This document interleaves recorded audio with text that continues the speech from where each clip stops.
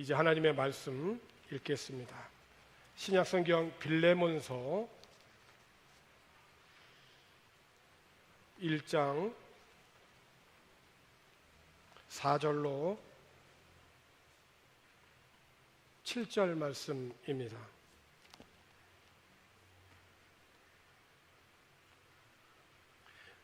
제가 봉독하겠습니다. 내가 항상 내 하나님께 감사하고 기도할 때에 너를 말함은 주 예수와 및 모든 성도에 대한 내 사랑과 믿음이 있음을 들음이니 이로써 내 믿음의 교제가 우리 가운데 있는 선을 알게 하고 그리스도께 이르도록 역사하느니라.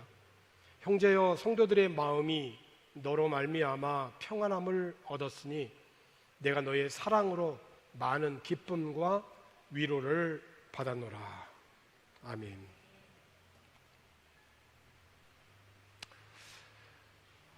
예수님의 수제자인 베드로가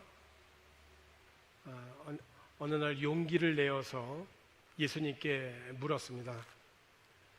주님, 제게 상처를 주는 형제나 혹은 자매를 몇 번이나 용서해야 됩니까?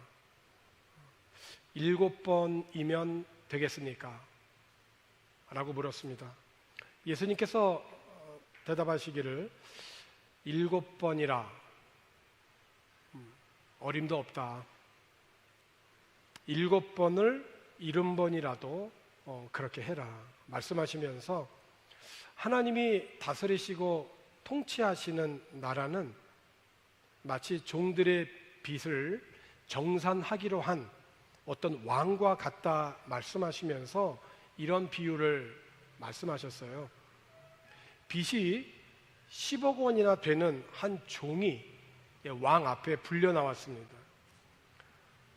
그 빚을 갚을 길이 없죠. 왕은 그 사람과 처자식과 또 살림을 몽땅 그 노예 시장에 경매로 내다 팔라고 명을 했습니다. 근데 그 가련한 사람은 왕의 발 앞에 엎드려 애원을 하죠. 조금만 시간을 주시면 다 갚겠습니다. 얼마나 애걸하면서 간청한 그 모습이 딱해 보였던 그 왕은 그 모든 빚을 탕감하고 그를 풀어주었습니다. 그 종이 밖으로 나가는 길에 자기한테 10만 원 빚을 진 동료 종과 마주쳤습니다. 그런데 그 10억 원의 빚을 탕감받고 나오는 그 종이 그 자기한테 10만 원의 빚을 진 그 동료의 멱살을 잡고는 당장 갚으라고 닥달을 하는 겁니다. 그 가련한 사람이 엎드려서 애원을 합니다. 조금만 시간을 주면 내가 다 갚겠네 간청했지만 끄떡도 하지 않습니다. 아예 그 동료를 잡아다가 빚을 갚을 때까지 감옥에 가두었던 거죠. 이 모든 일을 지켜보았던 다른 종들이 이를 괘씸하게 여겨서 왕에게 낱낱이 아뢰었습니다. 그래서 왕이 그 사람을 불러서 말을 했습니다. 야, 이 악한 종아, 네가 나에게 자비를 구하여기에 나는 네 빚을 전부 탕감해 주었다. 그러면 너도 자비를 구하는 내 동료 종에게 자비를 베풀어서 마땅히 해야 되지 않겠느냐. 왕은 이 불같이 노하여서 그 빚을 다 갚을 때까지 그를 엄하게 다루었다라고 하는 비유입니다. 그러면서 이 비유의 끝에 예수님께서 이렇게 말씀을 하셨어요. 너희 각 사람이 자비를 구하는 사람을 조건 없이 용서하지 않으면 하늘에 계신 내 아버지께서도 너희 각 사람에게 똑같이 하실 것이다 말씀이에요. 그러니까 예수님을 통해서 하나님을 믿고 섬기는 우리 그리스도인들이 하나님의 크신 은혜와 사랑을 입은 자들입니다. 아직 하나님을 모르는 세상 사람들에게 이 하나님의 은혜와 사랑을 조건 없이 나누어 주라고 하는 그런 주님의 교훈이죠. 오늘 본문에 나오는 바울과 빌레몬이 바로 그와 같은 사람입니다. 자, 빌레몬은 바울이 세 번째 전도 여행을 하는 중에 그에게 복음을 전해서 예수를 믿었던 사람입니다. 그러니까 빌레몬은 예수님을 영접한 이후에 자기 집에서 믿음의 사람들을 모아서 자기 집에 가정교회를 세운 평신도 지도자가 되었습니다. 그러니까 자기 집에 사람들이 모여서 예배를 드릴 정도니까 그 집이 작은 규모는 아니었던 거죠. 골로새 지역에서는 부유한 사람이었습니다. 그러나 여러분, 집이 넓고 부유한 자들이라고 해서 모두 자기 집을 가정예배의 초소로 이렇게 오픈할 수 있는 것은 아니죠. 이는 그렇게 결정하려면 빌레몬뿐만이 아니라 그의 아내 그리고 그의 자녀들에게도 동의를 구해서 가족들의 희생과 헌신이 있어야만 자기 집을 오픈해서 가정예배 초소로 삼을 수가 있는 것입니다. 그래서 바울은 이 짧은 빌레몬서 1장에 바울이 감옥에서 빌레몬에게 보내는 이 편지의 서두에 보면 빌레몬에게 보내는 개인 편지이지만 그 빌레몬의 가족들에게도 안부를 전하며 인사를 합니다.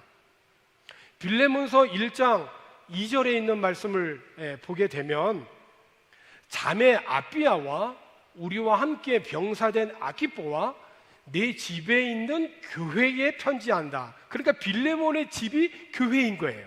그런데 내 그 자매 아비아와 함께 군사된 아키포는 아내와 아들입니다. 그러니까 자매 아비아는 빌레몬의 아내이고 함께 병사된 그런 아키포는 빌레몬의 아들입니다.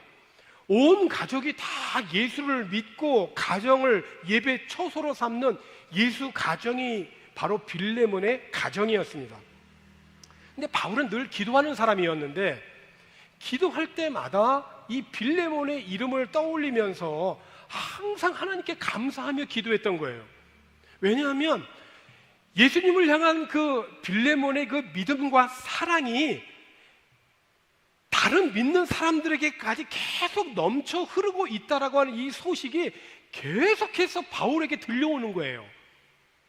오늘도 그 빌레몬의 그 믿음과 사랑이 오늘도 들었는데 그 다음날도 계속해서 그 골로새 지역의 그리스도인들을 통하여서 듣게 되는 거예요. 우리들도 다 같은 마음 아닙니까? 사랑하는 자녀들이 이제 부모의 눈에 보이지 않아도 저들의 삶의 현장에서 하나님을 경외하며 진리 안에서 행하고 있다라고 하는 소식을 듣는 것만큼 기쁜 소식이 사실 또 어디 있겠습니까?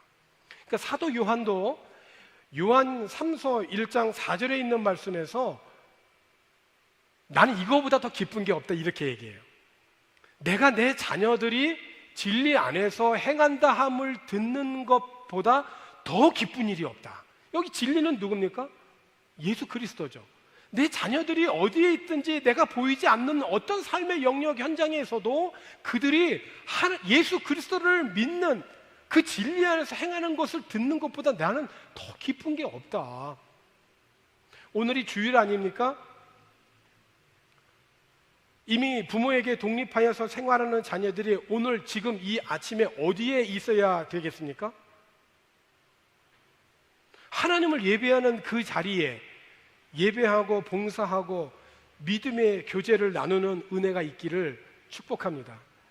주일 아침이면 부모님들이 자녀들에게 복된 주일 아침에 축복의 메시지를 전하고 기도의 마음으로 그들이 어디에 있든지 주님을 봉사하고 예배하는 그 복된 귀한 주일에 하나님 앞에 설 수 있기를, 그런 자녀들을 축복하는 그 믿음 있는 부모 되어지기를 다시 한번 주님의 이름으로 축원합니다.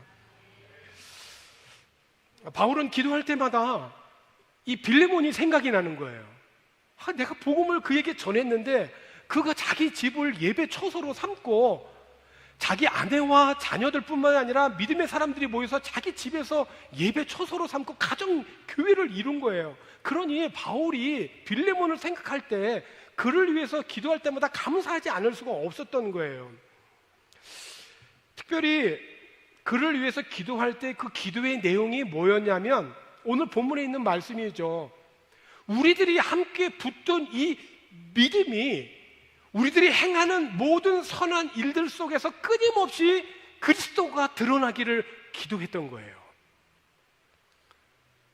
그래서 사람들이 그 가운데 계신 그 예수 그리스도를 알아보기를, 예수님을 믿기를 계속해서 기도했던 거죠. 바울의 이 기도와 감사는 열매가 맺혀요.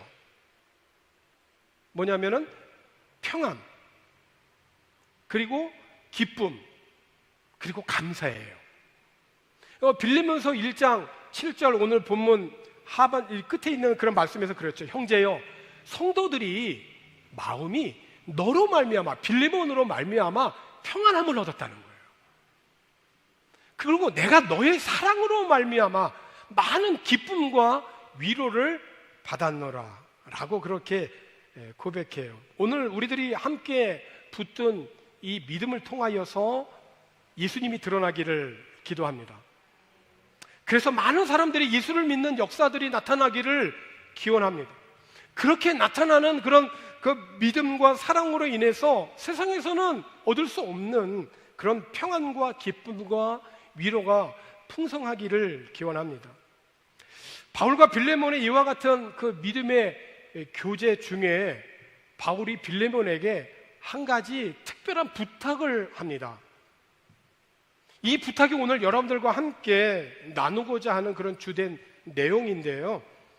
바울이 거짓 고소를 당하여서 감옥에 이제 갇히지 않습니까? 그런데 바울은 감옥에 갇혀 있음에도 불구하고 그 감옥에 갇혀 있는 다른 죄수들에게 복음을 전합니다. 그 어디에 있든지 때를 얻든지 못 얻든지 복음을 전한 바울이에요. 그런데 함께 갇혀 있던 사람 중에 오네시모라는 사람이 있었어요. 근데 이 사람의 신분은 뭐냐면 노예입니다. 그러니까 노예는 당시 그 로마가 전 세계를 지배하는 제국이었잖아요. 그러니까 그 제국에서 전쟁을 일으켜가지고 포로로 잡아온 사람들이거나 시간이 흘러서 그 포로들의 그 자녀들이 계속해서 이 노예 생활을 할 수밖에 없었던 거죠.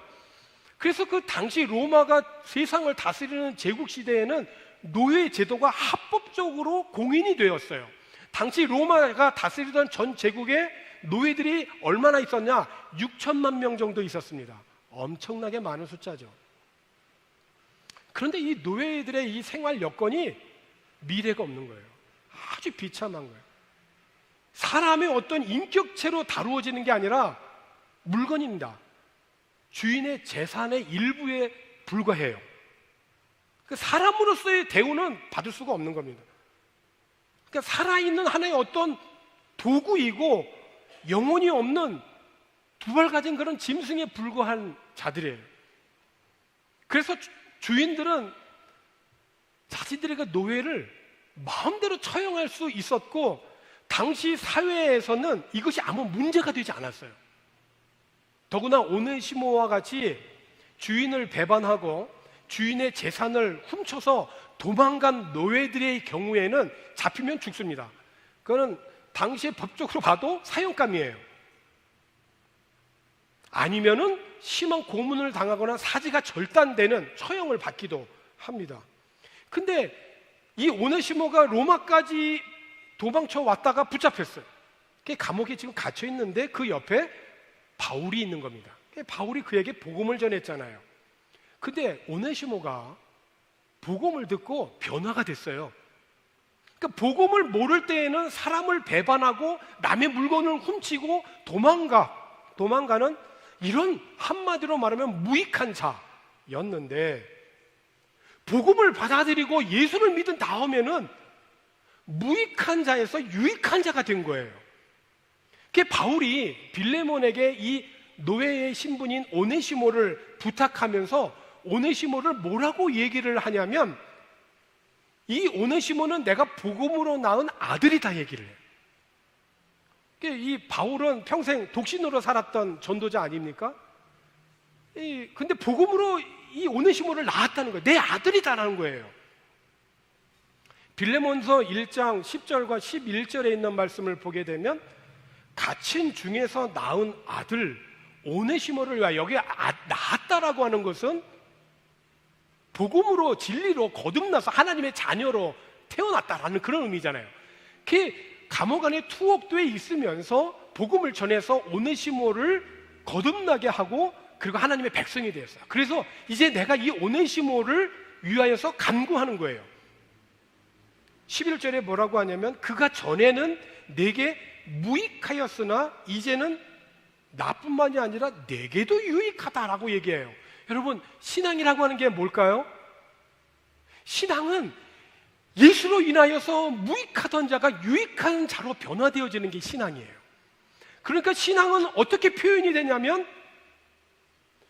믿음으로 표현이 되어지고 믿음은 다양한 반응으로 우리들의 삶 속에 나타나는데 그 삶 속에 나타나는 삶의 다양한 그런 그 열매 중에 오늘 바울과 빌레몬은 관대함으로 나타났다는 거예요.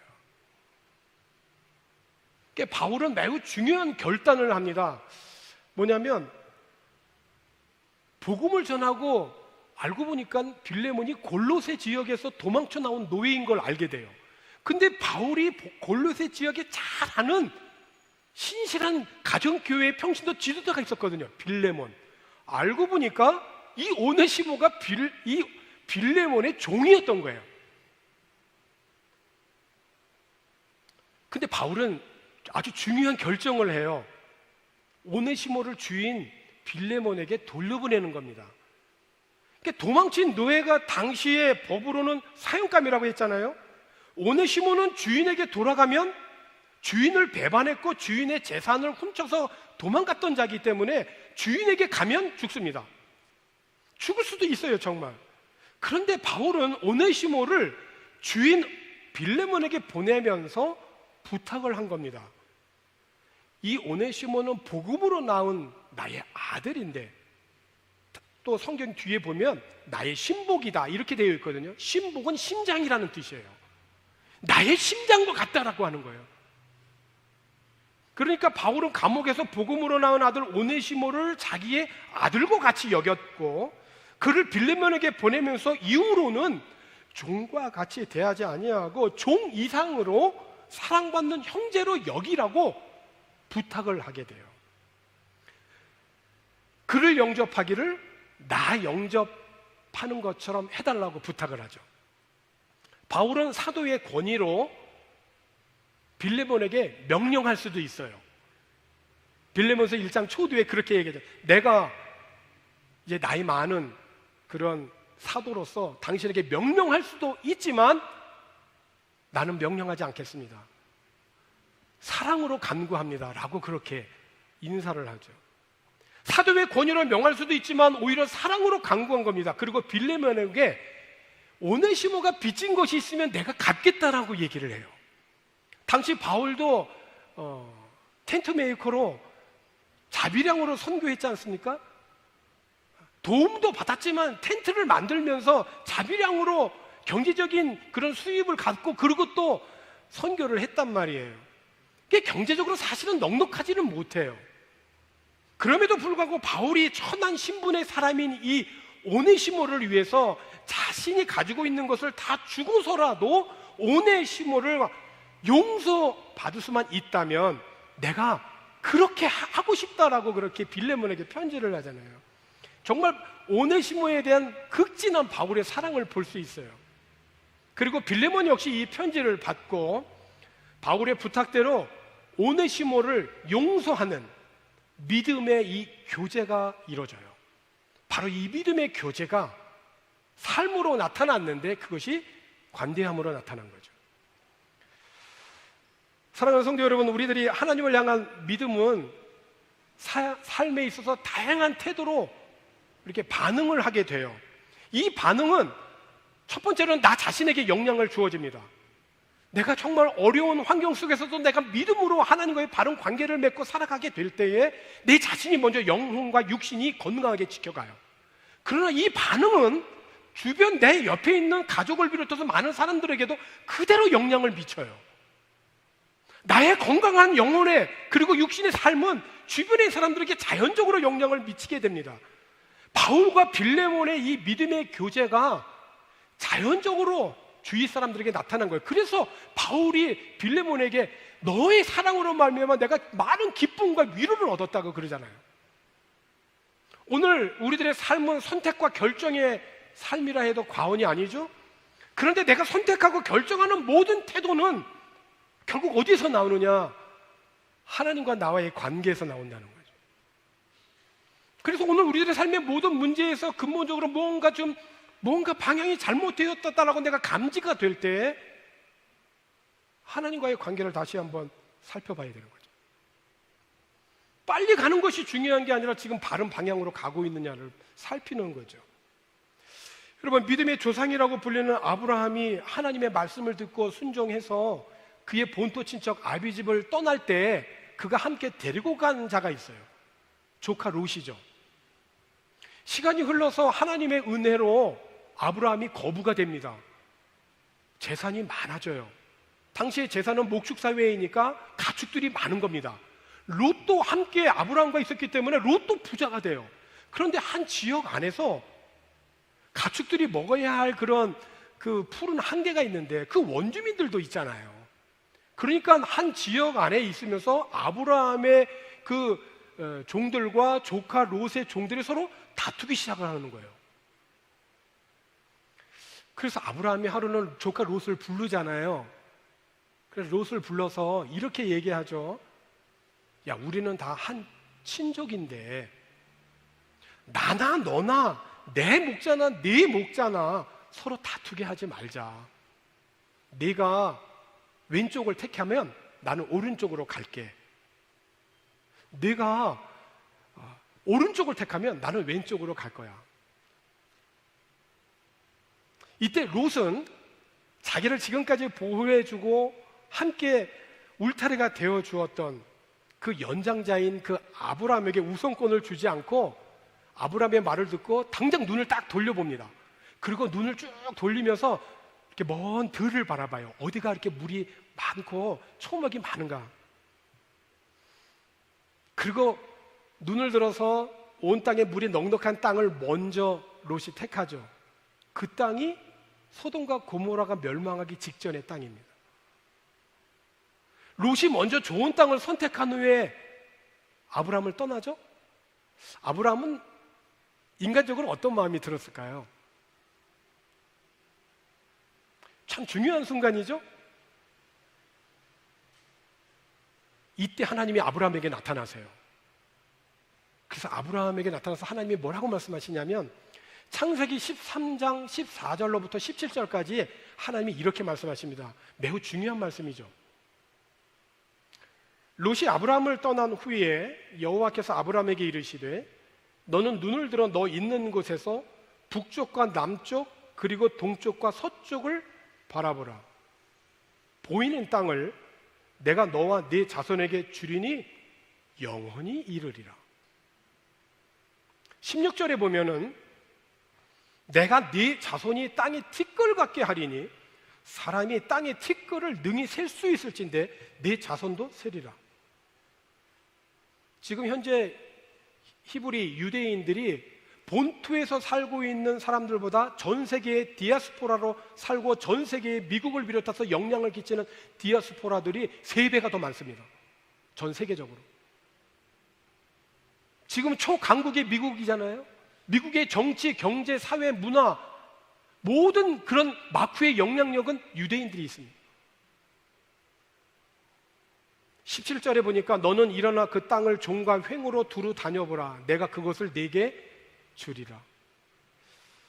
아브라함은 롯에게 어떻게 그렇게 연장자이고 먼저 기득권이 있는 사람이었음에도 불구하고 그에게 먼저 선택권을 양보할 수 있었을까요? 하나님에 대한 믿음이죠. 하나님에 대한 믿음. 눈앞의 이익에만 집중하는 것이 아니라 자신의 환경과 형편을 넘어서 역사하실 그런 하나님을 믿음으로 바라보는 거죠. 지금 당장 손해볼 것 같지만 하나님을 경외하는 삶이 그건 영적인 보험입니다. 지혜죠. 그렇습니다. 지혜로운 삶을 선택하는 것이 믿음인 것입니다. 지혜는 다른 것이 아닙니다. 삶의 모든 영역에서 하나님을 경외하는 삶입니다. 야고보서 3장 17절 말씀에서 오직 위로부터 난 지혜는 첫째, 성결하고, 다음에 화평하고, 그 다음에 뭡니까? 관용하라는 거예요. 그러니까 하나님이 주시는, 우리들에게 주시는 그런 복은 무엇보다도 이 죄 많은 세상에서 깨끗하고 거룩하게 살아가는 삶, 그게 정말 복이죠. 그리고 모든 사람들과 화평하게 살아가는 삶. 근데 그 열매가 뭡니까? 관용하는 삶, 관대함이라는 거예요. 그러니까 관대함이라고 하는 것은 내가 어떤 그 보상을 기대하고 베푸는 것이 아닙니다. 종종 이 관대함은 어떤 물질적인 후원이나 내가 더 이상 사용하지 않는, 내가 쓰지 않는 것들을 다른 사람들에게 나누어 주는 것, 어떤 물건들을 기부하는 것과 연관을 시키는데, 그것이 어떤 좋은 시작이 될 수는 있겠지만 사실 관대함은 그것보다 훨씬 더 깊은 거죠. 다른 사람들을 따뜻하게 바라보고 존중하는 것으로, 마치 바울처럼요, 감옥에 있어도 오네시모를 볼 때 그렇게 보는 거죠. 단지 누군가에게 무엇을 주는 것뿐만이 아니라 빌레몬처럼 선한 일을 함으로 내가 드러나는 것이 아니라 그리스도가 드러나는, 그것이 관대함이죠. 또 사도 바울처럼 허물을 덮어주는 용서를 포함하는 거죠. 그 바울의 이 관대함을 통해서 오네시모는 새로운 자기의 어떤 발전의 가능성을 찾게 된 거잖아요. 무익한 자에서 유익한 자로 바뀌었거든요. 그 바울은 그를 최선을 다해서 도와주지 않습니까? 어찌보면 죽을 수 있는 그런 길이지만 바울은 확신한 거예요. 죽지 않는다는 거예요. 빌레몬이 너를 용서해 줄 거라는 거예요. 노예보다도 더 귀한 삶을 이제 살게 될 것이라는 거예요. 그러므로 관대함이라고 하는 것은 내가 어떤 재정적인 여유가 있거나 어떤 영향력이 크거나 내가 어떤 재능이 있기 때문에만 행하는 것은 결코 아니라는 거예요. 바울은 감옥 안에 있었잖아요. 감옥 안에서 뭘 할 수 있겠습니까? 그런데 그는 관대했거든요. 비록 가난해도, 연약해도, 감옥 안에 있어도 베푸는 가장 높은 수준의 삶이 관대함인 거죠. 이러한 선택과 태도가 그리스도인의 실력인 것입니다. 특별히 우리는 가장 가까운 사람들에게 관대해야 한다는 것을 쉽게 잊어버릴 때가 참 많아요. 왜? 매일 보니까, 너무 익숙하니까 함부로 대하기 쉽죠. 하지만 우리가 관대하게 행동한다면 우리의 가족과 우리의 주변 친구들과 이 모든 관계가 지금보다는 훨씬 향상될 수 있습니다. 우리가 무언가 선물을 주는 특별하고 의미 있는 일들을 하게 될 때가 있는데요.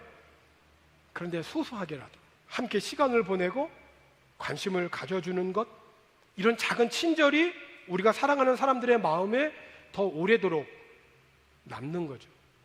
사랑하는 성도 여러분, 우리는 인간의 삶에 돈을 버는 것보다 더 중요한 것이 많다는 것을 알고 있는, 하나님을 믿는 그리스도인들입니다. 나 혼자만 잘 먹고 잘 살 수 있다는 것을 알지만은 의미 있는 삶은 오늘 우리가 가진 것들을 사람들에게 도움이 되어지도록 사용하게 되어질 때, 그때 가능한 거예요.